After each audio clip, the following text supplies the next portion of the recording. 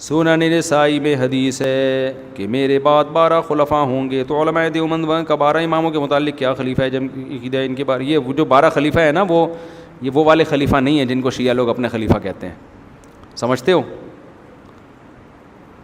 یہ وہ والے خلفاء اس سے مراد نہیں ہیں. خلیفہ کی ڈیفینیشن جس کے پاس حکومت ہو, جو بھی حاکم ہوگا وہ کیا ہوگا.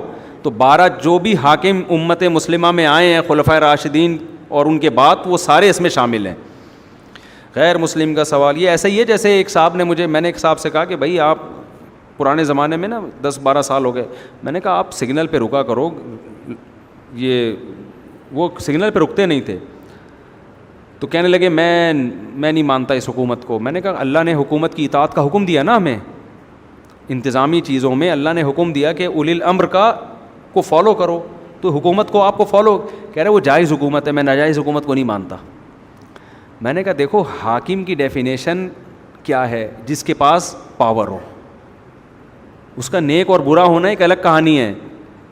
حاکم کی ڈیفینیشن یہ نہیں ہے کہ وہ صحیح طریقے سے آیا ہو یا غلط طریقے. جو آ گیا نا, جب چاہے مارشاء اللہ لگ جائے, اب اللیگل ہے نا دنیا میں مارشاء اللہ, لیکن جب لگ گیا ایک پاور کوئی آرمی کے پاس آ گئی, یا کوئی دھاندلی کر کے وزیر اعظم بن گیا تو بن گیا, بھلے دھاندلی سے بناؤ, ہیرا پھیری سے بناؤ. یہ جو سیاستدان کہہ رہے ہوتے ہیں نا ہم ناجائز حکومت نہیں مانتے, تمہارے باپ کو بھی ماننا پڑے گا چاہے جائز ہو یا ناجائز ہو. اس لیے کہ جب حکومت بن گئی بھلے غلط طریقے سے بنی, اسلام کہتے ہیں جب پاور اس کے پاس آ گئی ہے تو ڈنڈا جس کے پاس ہوگا حاکم وہی ہوگا, چاہے سیاسی طریقے سے آئے, ووٹ کے ذریعے آئے, یا جبرن مسلط ہو جائے. بخاری کی حدیث ہے اسمعوا واطیعوا ولو سلط علیکم رجل حبشی کأن رأسہ ذبیبہ. یہ تو ووٹوں میں دھاندلی کر کے آیا, بخاری میں تو اس سے آگے کی بات ہے.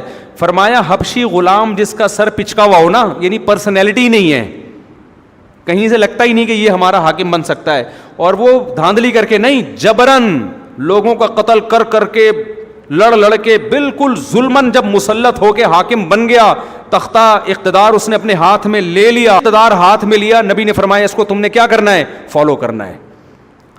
سمجھ میں آ رہی ہے بات کہ نہیں آ رہی؟ اب تم نے فالو کرنا ہے.